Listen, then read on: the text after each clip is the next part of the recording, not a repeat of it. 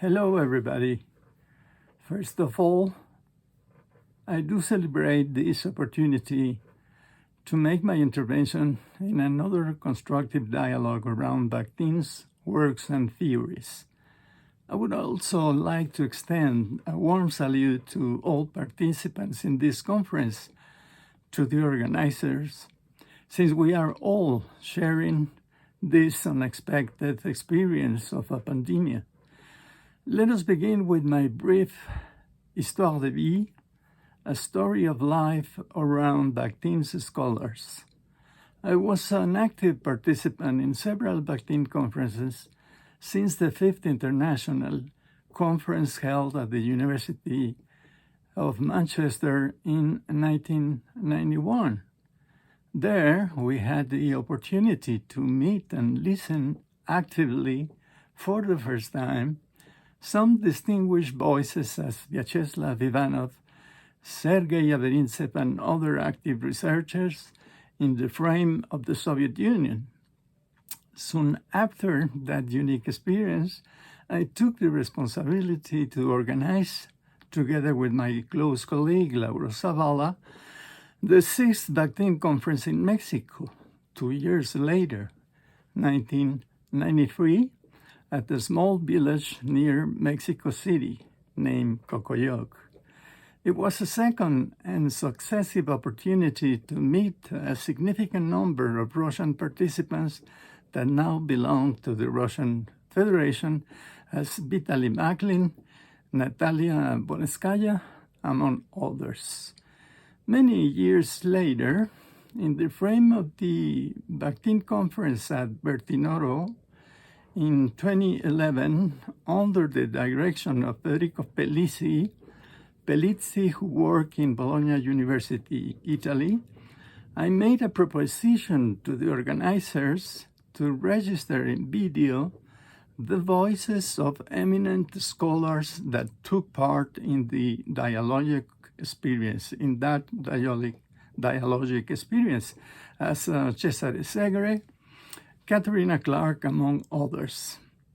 In any case, soon after, I've decided to develop this task by myself. The next year, 2012, I made a series of video recordings of colleagues and well-known intellectuals in France and Italy.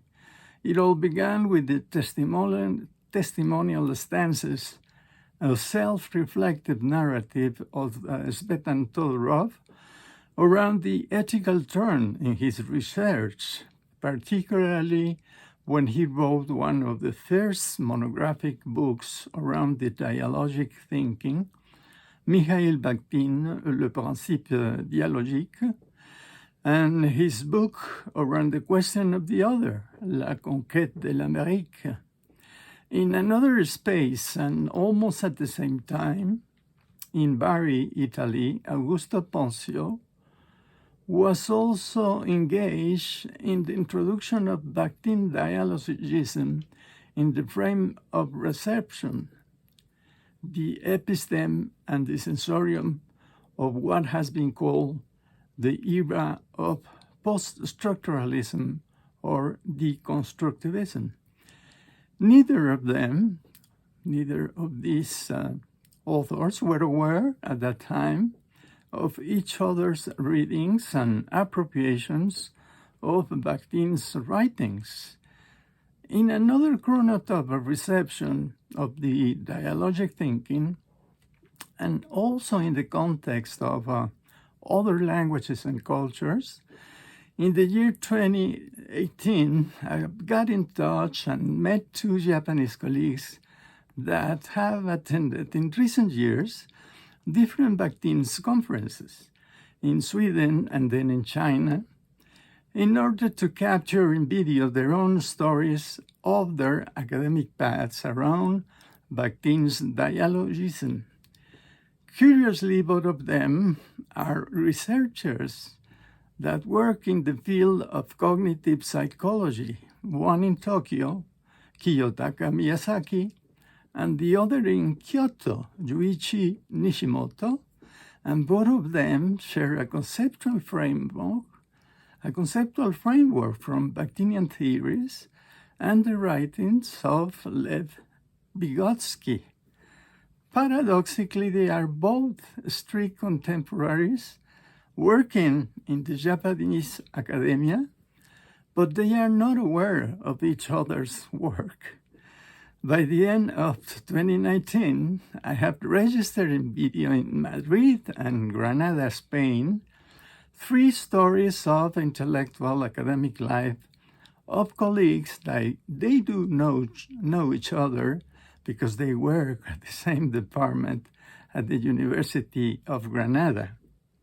One of them, the elder of this generation of Bakhtinian scholars, the emeritus professor Antonio Sánchez Trigueros, was one of the first scholars in Spain to read and appropriate Bakhtin's work in his teaching practice and research. He was a mentor and director of the PhD thesis of Domingo Sánchez Mesa, who wrote a monograph in Spanish language on the dialogic thinking of Bakhtin. Literatura y cultura de la responsabilidad, el pensamiento dialógico de Mikhail Bakhtin. This book was published in Granada in 1999. Sultana Banon, a specialist in hermeneutics, read Bakhtin's works under the influence of Antonio Sánchez Trigueros, and through her own trajectory of teaching and research has been in touch of what she calls the dialogic criticism of Bakhtin. Domingo Sánchez Mesa, as a young doctoral student, attended the 6th Bakhtin Conference in Mexico, where he met several Bakhtinian scholars, as he recalls in his own story of the self. And then in an article published in the last number of the Bakhtin newsletter, a special issue dedicated to the reception of Bakhtin around the world, he describes the situation of the Bakhtinian criticism in Spain as a desert. Borrowing the remarks of Antonio Gómez Moriana, a Spanish professor that lived and worked then in Canada at that time. But that is not the case nowadays. When we listen to them, belonging to different generations of scholars, we become aware of different productive appropriations of Bakhtin's dialogic thinking. In this point, I will suggest to take into account the conceptual or semantic extension of the notion of chronotope. In this case, a chronotope of the theoretical reception.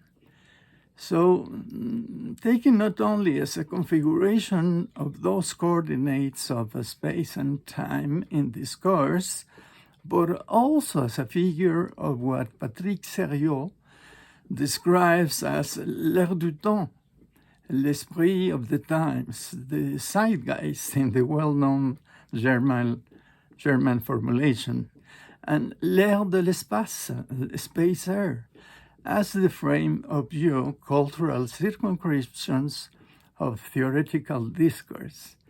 In the same vein of serious research, I've been exploring the notions of sensorium and episteme. The first I borrowed to contemporary French researchers as Claudine Haroche.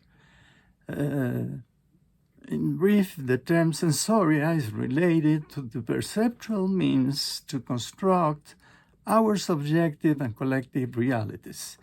And episteme, in the interpretation of Michel Foucault, are rather those historically codified forms of thinking and experience embedded in specific cultures and societies.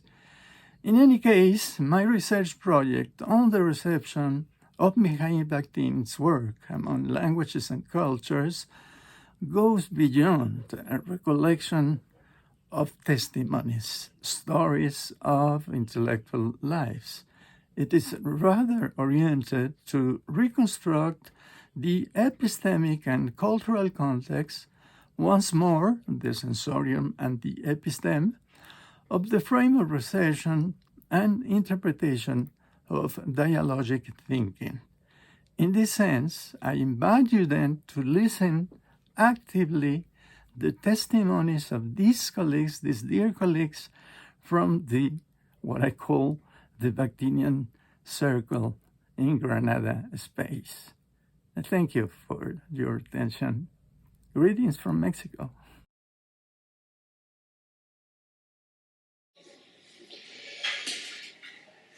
Mi historia con Bakhtin es una historia ya larga, porque hay que pensar que yo he estado de profesor en la Universidad de Granada, pues así como cerca de 50 años, ¿no?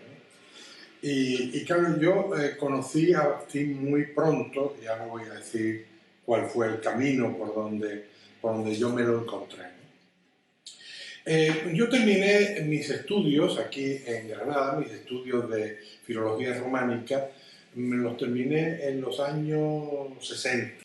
Y en concreto, lo que se refiere a las materias con las que yo me iba a enfrentar ya como profesor, que era la teoría de la literatura, pues la formación que habíamos tenido en mi promoción era una formación sobre todo histórica, historia de la teoría literaria, pero referida a los tiempos desde los griegos hasta Hegel, el positivismo del XIX y entrar en las puertas del siglo XX con Saussure, etc., ¿no? Y lo que significó Saussure, etc.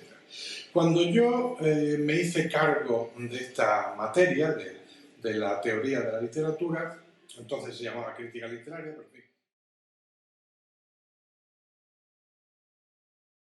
Bueno, pues yo escuché el nombre de Bakhtin por primera vez a finales de los años 80. Recuerdo que fue en uno de los congresos que celebraba la Asociación de Semiótica, no estoy segura de si fue la Asociación Andaluza o la Asociación Española, pero fue en una conferencia que impartió el profesor portugués Carlos Reis. Allí oí hablar yo por primera vez de Bakhtin y bueno, pues enseguida lo leí, empecé a leerlo y el impacto fue tremendo, porque prueba de ello es que yo en 1991 publiqué un librito fruto de mis clases, de mi docencia, que se llama Introducción a la historia de las teorías literarias, que hizo las veces de manual, tanto aquí en la Universidad de Granada como en otras universidades, y allí ya citaba yo los problemas de la poética de Dostoyevsky, y citaba también el libro de Voloshinov, El marxismo y la filosofía del lenguaje. Pero acababa de leerlo, porque no le dedicaba un tema entero todavía a la escuela de Bakhtin. Era un recorrido que iba de Platón a Derrida y que incluía ya la hermenéutica, y sin embargo no tenía yo todavía un tema expresamente dedicado a la escuela de Bakhtin. Este libro fue el fruto de mi memoria de oposiciones a titularidad, que fue en el año 1990, y entonces el libro sale en 1991, y por tanto yo estoy convencida, casi segura, de que fue en ese curso 1991-1992 cuando ya sí incorporé el tema de la escuela de Bakhtin a mis clases, y a partir de entonces lo impartí siempre en mis clases de crítica literaria, que sí era como se llamaba entonces la asignatura, después pasó a llamarse teoría de la literatura, y incorporé ese tema. Y recuerdo perfectamente, tengo todavía los apuntes por ahí en muchas carpetas que están por ahí perdidas, pero lo tengo localizado. Y yo daba dialogismo y literatura carnavalizada. Ese fue mi primer Bakhtin. O sea, mi primer Bakhtin fue el Bakhtin comparatista, el Bakhtin del dialogismo y de la literatura. Eso fue lo primero que yo interioricé de Bakhtin. Lo acepté y me supuso un impacto muy grande y lo adapté tan pronto, lo interioricé tan pronto porque encajaba con mi manera de abordar la literatura, la crítica literaria, que ya entonces yo ya reconocía como hermenéutica. Muy bien, pues en primer lugar quiero agradecerte, Ramón, la propuesta, felicitar por el proyecto porque es una idea tremendamente estimulante que me parece que tiene muchas dimensiones claramente relevantes. A mí, puesto que se trata de compartir una historia de vida en relación a la obra, el pensamiento y la importancia que ha tenido Bakhtin en mi carrera y en mi trayectoria como académico y tal vez también como persona, me ha expuesto a hacer un ejercicio de memoria. Y yo creo que eso es, a cierta edad, es algo muy valioso y muy importante, aún más cuando los ritmos con los cuales también nuestra profesión nos empuja a trabajar demasiado rápidamente, cubriendo, ¿no?, etapas y quemando layers con mucha velocidad sin casi tiempo para pensar de dónde venimos y cómo hemos construido nuestra forma de pensar y nuestra forma de leer o nuestra forma de enseñar, ¿no? Para ilustrar mejor este descubrimiento que supone la propuesta de la entrevista, te diré que gracias a ella me he dado cuenta que mi libro, mi monografía sobre Mikhail Bakhtin, que la he traído aquí, la puedo recordar y mostrar, este librito de la editorial Comares es de 1999, Literatura y Cultura de la Responsabilidad, cumple este año 20 años. Y yo no me había dado cuenta de ello.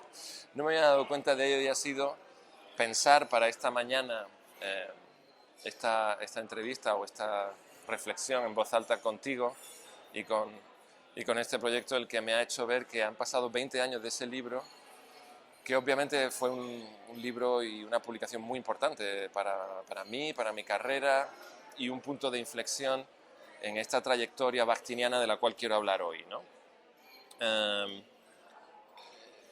Yo tengo la sensación de que afrontar una entrevista como esta me llevaría por dos posibles caminos. Uno, simplemente hacer una historia diacrónica, hacer un recorrido de mi encuentro con Bakhtin y cómo yo crezco, cómo evoluciono en el mundo de la universidad, en la academia, leyendo, enseñando o publicando sobre Bakhtin.